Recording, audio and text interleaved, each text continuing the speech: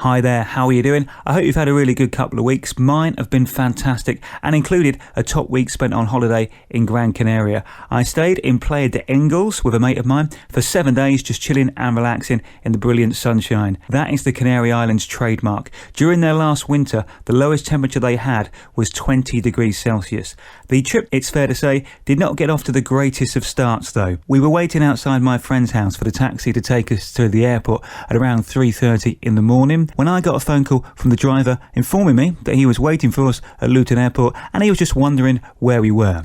He had misread his instructions and got the journey the wrong way round. Fair play though to the taxi company. When they realised the mistake, the owner got up, raced over to us and still got us to the airport in plenty of time for our flight. But it was a little bit more stressful than I was hoping for right at the start of proceedings, especially at that time in the morning. Thankfully, the rest of the journey went very smoothly. Great flight and a ride from the airport to the hotel. And by 1 o'clock that day, we were sitting looking out at sea, having a drink. Now, it's the second time I've been to Gran Canaria. And once again, I can have no complaints about the weather. While we were there, the average temperature during the day was around 28 degrees Celsius, which does make a rather nice change from being at home here in England. So therefore, I have returned from my holiday tanned and relaxed. Playa de Engels roughly translates as the English beach. Now, don't get me wrong, I love England, but it's like no beach I've ever been on in Britain. We have lots of great beaches, but the weather, sea and atmosphere are never that hot back home. That said, the sea there is a little lively at times. It made paddling in the sea quite a challenge, with an occasional battle to stay on your feet and in your costume, depending on if the tide was coming in or not. Then right next door are the Maspalomas dunes, which are amazing. We went for a very long walk through them and it's like being stranded right out in the middle of a desert. If you ever go there, they are definitely worth a visit.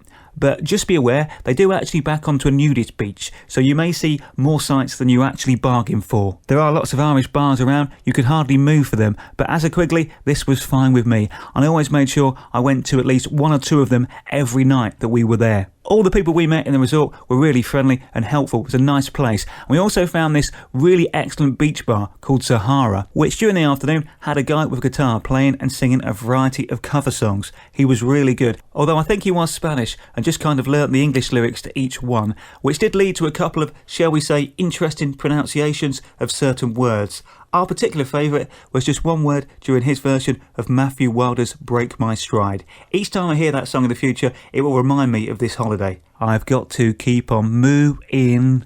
The other week I went to a production company based just around the corner from Marble Arch to take part in a run-through of a brand new daytime quiz show idea. So what happens is the production company comes up with the idea and the format of a potential new show. They then have to pitch it to a television channel who they hope will buy the show, put it on television and of course pay them for the privilege. This run through was being attended by the head of daytime programming for a major UK channel. So as you can imagine, the production company felt under quite a bit of pressure to make sure everything was perfect. Unfortunately, I can't give you any details about the show as it's still at the idea stage and not been made yet. To be involved with the project, I had to sign a disclosure form saying that I couldn't talk about the format and the unique selling point of the quiz to anyone. What I can say though is that it was great fun. I thought the concept and the influence of the show was very interesting and different, with lots of decision making and tactics required from the players to try and be successful and ultimately to become the winner and grab the money. It will be very interesting to see the proper studio version if it does get picked up, as we only did it in a small room in an office block. It's a general knowledge quiz with a few twists and turns involved. There is still a good chance I could be involved later on again in the show's development, which if that's the case would be great. The day was made even better for me because while I was waiting in the reception area to be called in, I saw the brilliant comedian Catherine Ryan walk past on her way to the lifts. Talking of comedians and comedy, I did watch and really enjoyed the Channel 4 Comedy Gala in aid of the Great Ormond Street Hospital. It's great that so many top comedians get together and perform at the massive O2 Arena for such a great cause. I'm very lucky to have seen many of them perform live and in person at some point in the past, and for a lover of comedy, it was brilliant viewing for a Sunday evening. It set me up nicely for the week ahead. We are so lucky to have so many great acts at the top of their games in this country at the moment. I think comedy is in a really good place. couple of weeks ago, I was back at the London studios in Waterloo to watch the final episode of the new series of the excellent QI being recorded. There was definitely an end-of-term feel to the proceedings, which will possibly mean some extra editing for the production team before the show goes out. Once again, the legend that is Stephen Fry was exceptional. He had his husband in the audience watching him do his thing, once again playing the cheeky and intelligent ringmaster. Joining Alan Davis on the panel were Sarah Millican, Noel Fielding and Eddie Cady.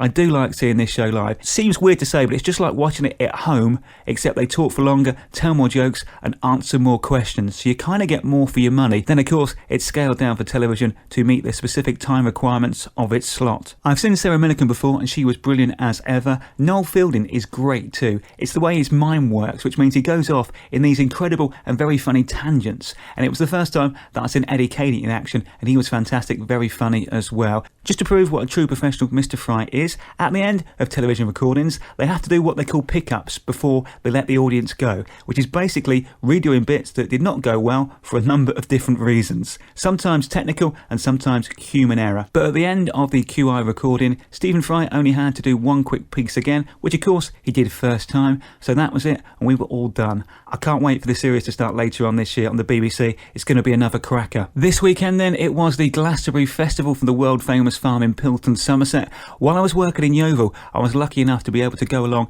and experience this magical event for myself.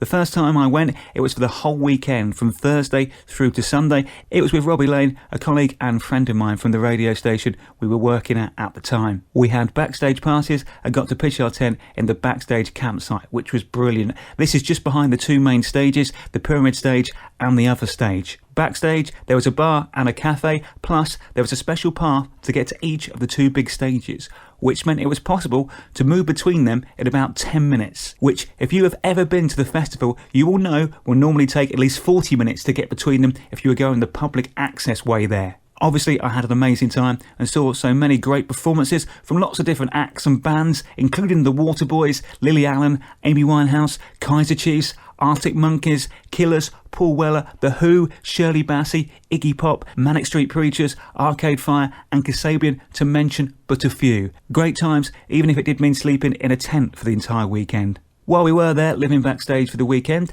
as you can imagine, we rubbed shoulders with quite a lot of celebrities who were also there. Just to give you a little flavour of what it was like, here are just some of them.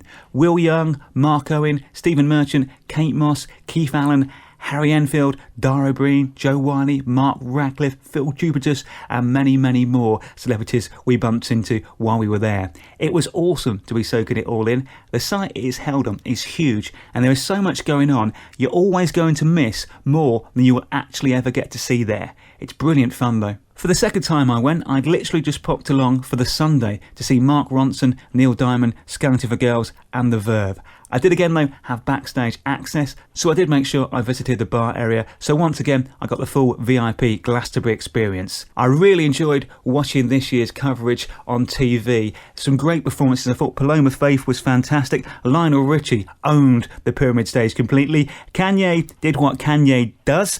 Can't say I'm a huge fan, but if you enjoy his stuff, he probably put on a good show for you. One thing I will say about Kanye, his lighting and stage setup was interesting at best, and I now actually have something in common with Kanye West. Many years ago, I was an extra in the TV pilot for the Lee Nelson Well Good show. So I have been in the scene on stage and stood right next to Lee Nelson and talked to him, just like Kanye ended up doing when Lee Nelson rushed his stage at the weekend and just joined the rapper for a bit of an impromptu performance. I thought once again The Who were an excellent choice to close Glastonbury. I saw them when I was there in 2007, close the weekend, and I watched it on TV over the weekend. They did a brilliant job. They were amazing. Thought they were fantastic. Looked and sounded great. I actually think that band are getting better with age. This week, it's another busy week. Later on, I'm back at the London studios in Waterloo to see the legend that is Philip Schofield record a new episode of Mr. and Mrs. Looking forward to that. I really like the awkwardness of that show sometimes. It will be interesting to see which couples are on, and also if there are any answers to the questions that can't possibly be broadcast, so have to be redone to make them television friendly. I have long admired Mr. Schofield since I grew up watching him present children's TV from the broom cupboard, so I'm very excited about seeing him in action live for the very first time. It will be lots of fun and another good evening out. Being a massive fan of live comedy, I do like to get to as many gigs as possible, so I'm back off to the Museum of Comedy this week to see the excellent James Acaster. He's doing a work in progress show in preparation for the Edinburgh Fringe Festival. Talking of great live comedy, last night the Fringe Festival started with the Roving Comedy Night, batch of trainee comedians appearing alongside professionals. That's where I started my comedy career 3 years ago now. I still have such fantastic memories of being part of it. It's great that you, on your very first gig, get to perform with a professional comic as well. Really helps and adds to the excitement. If you want to find out more about this year's Fringe Festival, there's loads of great acts on over the next 3 weeks in Tring. Just search for Fringe Festival on the internet and you'll get the full lineup of the comedians there, mostly doing their Edinburgh preview and warm-ups, so they're ready for the festival in August. If you remember, a couple of weeks ago, I did some filming for a new series of the Sky One show hosted by Lee Mack called Duck Quacks Don't Echo. Well, on Friday this week, I'm going to the Pinewood Studios to see an episode of the programme being recorded. They have a panel of celebrities who argue the case for certain myths or beliefs, before they then show an experiment that they've carried out to try to prove or disprove the theory. And of course, see if the person is right or not. I have no idea currently who will be on when I'm there, but I'm a fan of Lee Mack, so I will just be happy to see him. However, the guest list for the first series of the show was pretty impressive, so I'm expecting this one to be just the same. And you never know, it might be the one that features the experiment that I was actually involved in, which would be brilliant and very, very funny at the same time. Have fun, and we'll catch up again soon. Cheers!